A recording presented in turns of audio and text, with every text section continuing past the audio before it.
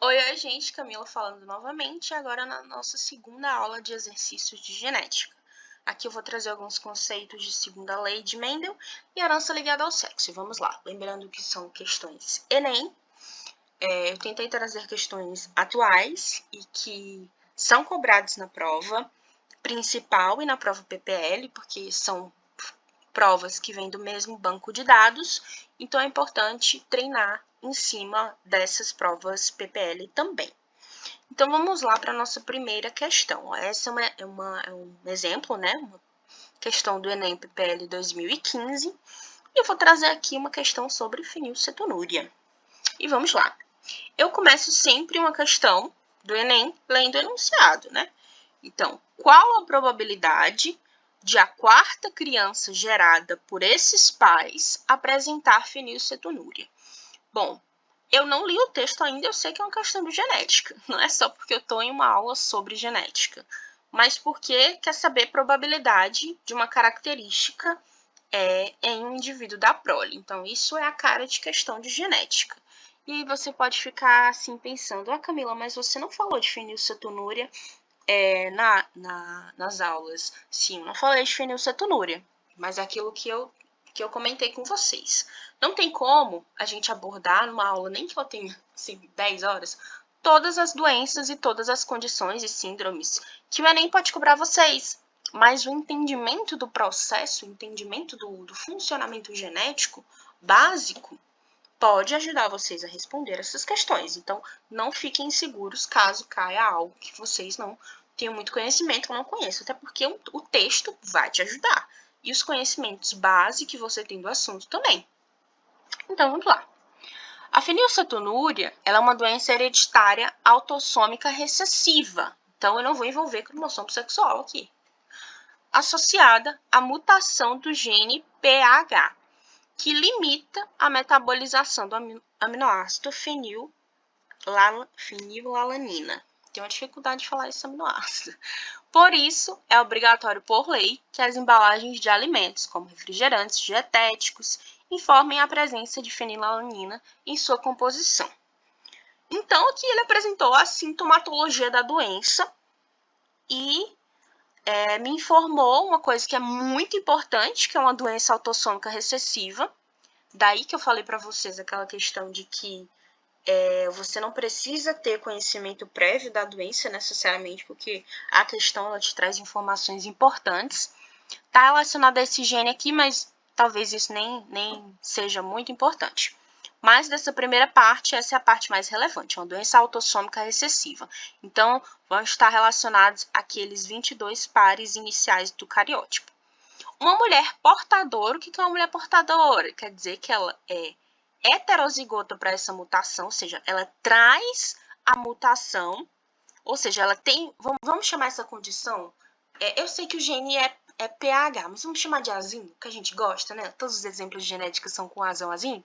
Então, vamos dizer que essa mulher, ela tem o azão, logo, ela não é afetada, né? Porque é uma doença recessiva, mas ela tem o azinho. Então, ela é portadora, ela consegue fazer com que eu não vou tirar esse termo consegue, porque estou jogando a culpa nela. Mas ela pode transmitir para os filhos o gene que é responsável por desencadear essa doença, caso o marido, né, o homem, também transmita, também seja portador, seja afetado pela doença e também transmita. E aí, ela, então, nesse caso, ela pode ter filhos com essa condição, né? Mas ela não possui a condição. Portadora de mutação para o gene PAH tem 3 filhos normais. Ela tem 3 filhos normais. Ela é normal, ela tem 3 filhos normais. Com um homem normal. Um homem normal. Então, a gente tem que pensar. Tá, esse homem é normal e essa mulher é portadora. Mas o pai dele, cujo pai, sofria de fenilcetonúria. Então, pode até ser que ele seja normal, mas ele é portador. Ele tem a fenilcetonúria. Porque se o pai dele tem a fenilcetonúria, um gene de fenilcetonúria ele deu para o filho, já que é uma doença, uma herança autossômica recessiva. Então, se eu for fazer o heredograma dessa condição aqui, eu vou primeiro colocar que o avô, né, dessas crianças, o pai, por isso que eu botei um homem, né, o quadrado, ele teve... aqui não ficou muito bom. Eu vou consertar esse desenho como... Ele teve... vamos ignorar esse desenho. Nossa. Ele teve... dificuldade, né, gente? Desculpa. Aqui o avô, tá aqui o quadradinho. E uma avó, né? Mas ele nem trouxe informação sobre ela. Aqui é um círculo, tá? Eu prometo. E aí eles tiveram esse pai, que é normal, mas ele tem o gene. Então, ele também é portador. E se eu for chamar de azão-azinho, esse pai, ele é assim, ó. Azão-azinho. Já que o pai dele é azinho-azinho. E se não foi dito nada sobre a mãe, eu vou dizer que ela é normal, então ela é azão-traço, né? Eu não sei qual é a outra característica dela. E aí, esse cara se relaciona com uma mulher que é portadora. Então, a mulher também é azão-azinho. E eles tiveram 3 filhos normais. Por quê? Porque eles têm o azão-azão. Então, eles têm como ter filhos normais. E aí, devido à mesma mutação no gene PNA encontrada em um dos alelos da mulher. Beleza. E aí, qual a probabilidade da quarta criança? Ó, quarta criança. Então, eu não vou precisar multiplicar por 1,5 se ele tivesse falado assim. Qual a probabilidade de ter uma filha afetada? Aí eu teria que multiplicar por 1,5. Se tivesse falado qual a probabilidade de ter um menino afetado, também teria que multiplicar por 1,5. Mas aqui ele diz criança. Então, eu não preciso multiplicar. Gerado por esses pais apresentar fenilcetonúria. Então, eu vou fazer o cruzamento disso aqui. E aí, eu vou gerar, né, aquela proporçãozinha que a gente já conhece. Azão, azão. 2 vezes azão, azinho, para facilitar aqui o tempo. E um azinho, azinho. Aquela velha proporção de primeira lei. Então, qual é a chance da criança ser afetada? Lembrando que esse aqui, ó, é criança afetada. Qual é a chance? Aqui é um caso, aqui são 2 casos e aqui é um caso. Então, em um caso a cada 4, né? Somando aqui, eu tenho criança afetada. E 1/4 é 25%. Então, a chance desse casal com essas características ter uma criança afetada para fenilcetonúria é de 1/4. Camila, não é uma questão de segunda lei. Realmente, não é uma questão de segunda lei. Mas como é uma questão que traz uma doença, né? Eu preferi trazer ela só depois de falar das síndromes ligadas ao sexo, no caso, que estão mais relacionados depois que a gente estuda segunda lei. Porque, como eu falei para vocês, o estudo de genética, ele é cumulativo. Essa questão podia tranquilamente ter trazido no conteúdo de primeira lei. Mas é bom que vocês já tenham alguns conhecimentos que vocês têm agora, para ter um entendimento mais pleno dessa questão. Mas eu só utilizei, basicamente, conceitos na resolução, tá? Principalmente de primeira lei. E aí, só ratificando, né? O coraçãozinho de que é o gabarito, 25%. Eu posso fazer essa questão de outra forma? Posso, gente. Aqui já envolve matemática, não é mais nem biologia, ó. Se no cruzamento aqui eu gero um indivíduo na condição de afetado e 3 na condição de normal, e aí eu preciso saber qual é a porcentagem, né, já que aqui já tem porcentagem, que esse indivíduo afetado representa em relação aos normais. Então, se 4 é 100%, né, um indivíduo é quanto? Isso também dá 25. Então, as formas de você fazer esse cálculo são bem diversas. Na verdade, você fica à vontade. Próxima questão, também uma questão PPL 2016. E aí, eu vou começar também pelo enunciado, tá? É sempre bom fazer isso. Considerando as características populacionais, o sexo e a proporção dos indivíduos afetados, qual é o tipo de herança da doença descrita? Então, é aquilo que eu falei para vocês. ele vai perguntar o tipo de herança, porque é mais interessante entender o tipo de herança do que entender a sintomatologia. Não adianta vocês ficarem decorando. Quem tem síndrome de Edwards, que eu nem falei aqui, né, na aula, tem isso de sintoma, de característica física. Não adianta, gente. Vocês têm que entender o processo. É o mais importante. E aí vocês desenrolam nas questões que vierem. Os indivíduos de uma população de uma pequena cidade, fundada por uma família de europeus, são frequentemente frutos de casamentos consanguíneos. O que é um casamento consanguíneo? É um casamento entre parentes, tá? Geralmente primos. E isso, para a genética, é bem complicadinho, porque se você tiver, por exemplo, na família, alguma pessoa portadora de alguma doença, portadora, ou seja, a pessoa não tem a doença, mas porta o gene para a doença, geralmente heterozigotos. A probabilidade do primo dela ser portador também é grande.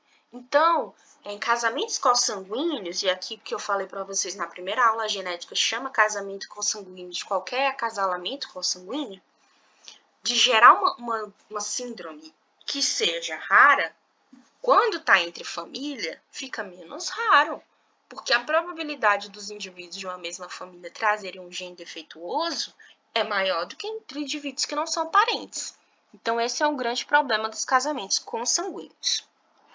Grande parte dos grupos familiares dessa localidade apresentam membros acometidos por uma doença rara, o que eu estou falando para vocês, identificada por fraqueza muscular progressiva com início aos 30 anos de idade. Em famílias com presença dessa doença, quando os pais são saudáveis, somente os filhos do sexo masculino podem ser afetados. Então, o que ele está me falando aqui? Informação super importante. Quando os pais são saudáveis, e aqui eu vou fazer novamente o heredograma, eu juro que isso é um círculo, isso aqui é um quadrado. Então, os pais são saudáveis. Quando é que eles podem ser saudáveis? Vou supor que essa doença é de caráter recessivo. Então, se eles são saudáveis, eles estão azão. Eu vou supor, tá? Por que eu vou supor? Primeiro, porque a questão não trouxe. Segundo, que eu não sou obrigada a decorar. Terceiro, porque eu posso analisar pelo que a questão me traz se eu estou certa ou não. No máximo, eu posso estar errada. E aí, eu vou supor que ela é dominante e eu vejo se dá certo. É assim, gente. Então, eu vou colocar azão traço, que eles são normais e eu estou supondo que é uma doença recessiva. Mas eles podem ter filhos afetados. E se ele restringir ao sexo masculino, quer dizer que é uma doença que está relacionada ao sexo. Então, está relacionada ao X. Por quê? Porque se a mãe for portadora, ou seja, ela é saudável, mas ela porta o gene, e ela tiver um filho, e ela der para o filho o gene portador, ele já é doente. Porque o pai vai dar o Y e vai dar outro X para amenizar o negócio e ele ser heterozigoto e portador.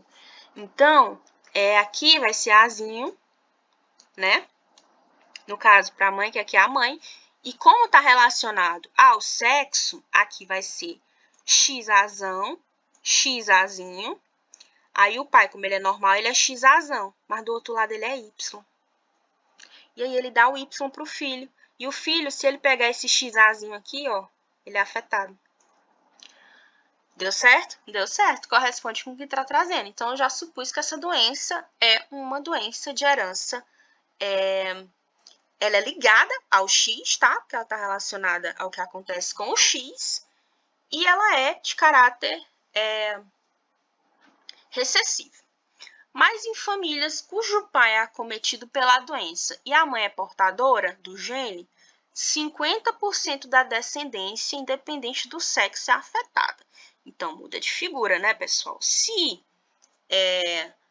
o pai for doente, então ele é XAzinho, Y.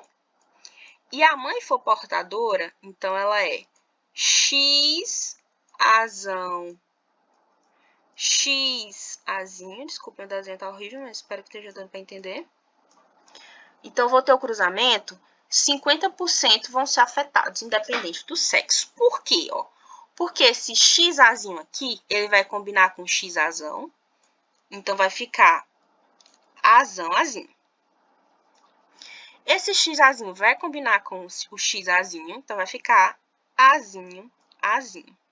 O Y vai combinar com o X azão, então vai ficar azão, azão. Vou chamar de azão, azão, embora não tenha o gene A no Y. E se combinar o Y com o X azinho, vai ficar azinho, azinho, porque o Y, enfim, ele vai ser indiferente. Então, eu vou ter, aqui no caso, 2 meninos, em que um é afetado, e 2 meninas em que um é afetado. Então, realmente, 50% da descendência, independente do sexo, é afetado. Considerando essas características, qual é o tipo, gente? É uma doença recessiva, ó, já corto dominante, ó, mais raro, tá? Doença de traço dominante. E ela é ligada ao X, porque é o X que traz. Se fosse ligada ao Y, todo homem ia ser doente, independente de qualquer situação, e mulher não ia ser doente. Porque mulher não tem... Porque mulher não tem o Y. Então, por isso que não é a letra C. E não é autossômica, galera. Porque se tem todas essas variações de que, em situação tal, só homem é afetado, isso está relacionado ao sexo. Então, por isso que a letra A, eu vou só ratificar aqui para vocês. Ficou meio bagunçadinho essa aula, peço desculpas, mas eu espero que vocês tenham entendido. E a gente se encontra na próxima aula sobre genética.